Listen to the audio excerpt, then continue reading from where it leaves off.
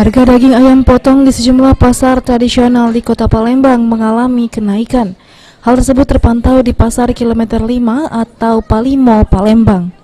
Salah seorang penjual daging ayam potong di Pasar Palimo, Palembang mengaku harga ayam potong ini sudah naik sejak beberapa pekan terakhir.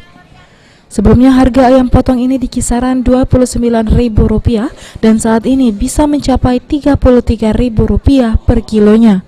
Kenaikan harga tersebut dikarenakan minimnya peminat serta pemasok langsung ayam dari luar daerah seperti Lampung dan Jambi. Naiknya harga daging ayam potong juga tidak dibarengi dengan tingginya minat pembeli, membuat penjual ayam diambang kerugian.